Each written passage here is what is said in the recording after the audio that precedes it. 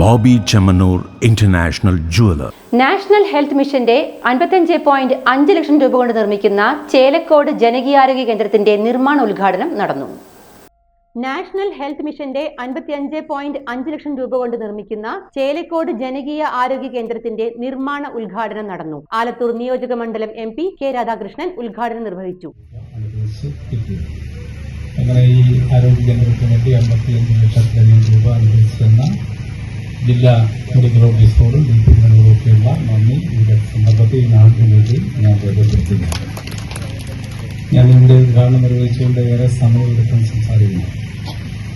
ഇങ്ങനെ ജനകീയ ആരോഗ്യ കേന്ദ്രത്തിന്റെ പ്രവർത്തനം എന്തായിരിക്കണം എന്നതിനെ സംബന്ധിച്ച് വൃത്തിക്കും ശീലിക്കുന്നു. ഇനി DMO കൂടി സംസാരിക്കും. തീർച്ചയായിട്ടും നമ്മുടെ സാധാരണക്കാരായ ആളുകളുടെ ആരോഗ്യ പ്രശ്നങ്ങളിൽ ഉടനടി ഇടപെടാനുള്ള ഒരു കേന്ദ്രമാണ് നമ്മുടെ ഈ ആരോഗ്യ കേന്ദ്രം. അതാണ് നമ്മുടെ കേരളത്തിന്റെ പ്രത്യേകത. ഡീസെൻട്രലൈസ്ഡ് ആയിട്ടുള്ള ഇടപെടലാണ് എല്ലാ രംഗത്തും നടക്കുന്നത്.